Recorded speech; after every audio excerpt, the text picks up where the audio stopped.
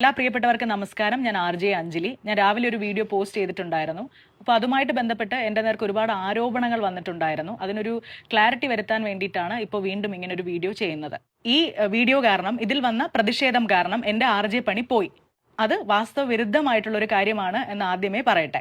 ഞാൻ കഴിഞ്ഞ 12 വർഷമായി വർക്ക് ചെയ്തിരുന്ന FM സ്റ്റേഷനിൽ നിന്ന് കഴിഞ്ഞ മാർച്ച് മാസത്തിൽ തന്നെ ഞാൻ റിസൈൻ ചെയ്തിരുന്നു. ഞാൻ സ്ഥിരമായി ഇത്തരത്തിലുള്ള വാക്കുകൾ ഉപയോഗിച്ച് പ്രാങ്ക് കോൾ ചെയ്യുന്ന RJ ആണ്. ഈ ആരോപണം തെറ്റാണ്. കഴിഞ്ഞ 12 വർഷമായി ഞാൻ പ്രാങ്ക് കോൾ ചെയ്യാറുണ്ട്.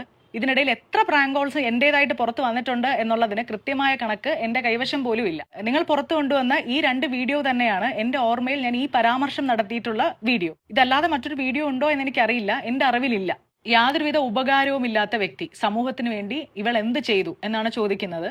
അയ്യോ, ശരിയാണ്. എനിക്ക് ആഗ്രഹമുള്ള അത്രയും സഹായങ്ങളോ അത്രയും ഉപകാരമോ സമൂഹത്തിന് വേണ്ടി ചെയ്യാൻ എനിക്ക് ഇപ്പോഴും കഴിഞ്ഞിട്ടില്ല. അതിനുവേണ്ടി നിരന്തരം ശ്രമിച്ചുകൊണ്ടിരിക്കുന്ന ഒരു വ്യക്തിയാണ് ഞാൻ.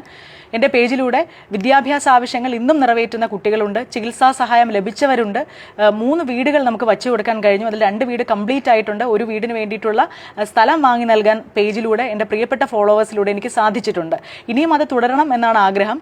കമന്റ് വരുമ്പോൾ ഇത്തരത്തിലുള്ള അധിക്ഷേപങ്ങളിലൂടെ പേജ് കടന്നു പോകുമ്പോൾ ശരിക്കും പറഞ്ഞാൽ ആശങ്കപ്പെടുന്നത് ആ ഒരൊറ്റ കാര്യത്തിൽ മാത്രമാണ്. എനിക്ക് തൊഴിൽ ചെയ്യുന്നവരോട് താല്പര്യമില്ല, ഈ തൊഴിലിനോട് താല്പര്യമില്ല, ഈ സമൂഹത്തിനോട് താല്പര്യമില്ല. ഇത്തരത്തിലുള്ള മിസ്ലീഡിംഗ് ആയിട്ടുള്ള ഒരുപാട് പരാമർശങ്ങൾ പല വീഡിയോസിലും ഞാൻ കണ്ടു.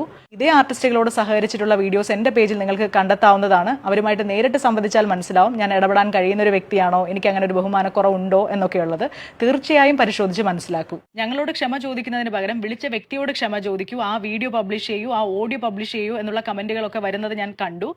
അവരുടെ പ്രൈവസിയെ മാനിക്കുന്നത് കൊണ്ട് തന്നെ ആ വീഡിയോയോ ഓഡിയോയോ പബ്ലിഷ് ചെയ്യാൻ നിർവാഹമില്ല എന്നുള്ളതാണ് വാസ്തവം. ഞാൻ ക്ഷമ ചോദിച്ച ഭാഷ ശരിയല്ല, അതിൽ ആത്മാർത്ഥത കുറവുണ്ട്, ഇങ്ങനെയല്ല ക്ഷമ ചോദിക്കേണ്ടത്, അങ്ങനെയുള്ള കമന്റുകൾ ഞാൻ കണ്ടു. എനിക്കറിയില്ല ഇങ്ങനെ അല്ലാതെ എങ്ങനെയാണ് ക്ഷമ ചോദിക്കേണ്ടതെന്ന്. സത്യം പറഞ്ഞാൽ എനിക്കറിയില്ല. എനിക്കറിയുന്ന ഭാഷയിൽ വീഡിയോ രൂപത്തിലും പോസ്റ്റ് രൂപത്തിലും ഒക്കെയും ഞാൻ ഇതിനകം തന്നെ ക്ഷമ ചോദിച്ചു കഴിഞ്ഞു. പൈസ വാങ്ങിയല്ലേ പ്രാങ്ക് ചെയ്യുന്നത്, 1000 രൂപ പ്രാങ്കിന് ചാർജ് ചെയ്യുന്നുണ്ടെന്ന് ഞങ്ങൾക്കറിയാം എന്ന് പല കണ്ടന്റ് ക്രിയേറ്റേഴ്സും പറയുന്നത് ഞാൻ കണ്ടു. നിങ്ങൾ പറഞ്ഞ കാര്യം നിങ്ങൾ തെളിയിക്കണം എന്നാണ് ഞാൻ പറയുന്നത്.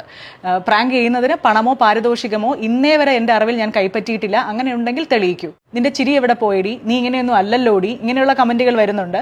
തീർച്ചയായിട്ടും ചിരിച്ച് സംസാരിക്കാനുള്ള മാനസിക അവസ്ഥയിലല്ല. പഴയതുപോലെ തന്നെ നിങ്ങളോട് മനസ്സ് തുറന്ന് സംസാരിക്കാൻ എനിക്ക് കഴിയുമെന്ന് തന്നെയാണ് ഞാനും പ്രതീക്ഷിക്കുന്നത്. Thank you. ബൈ.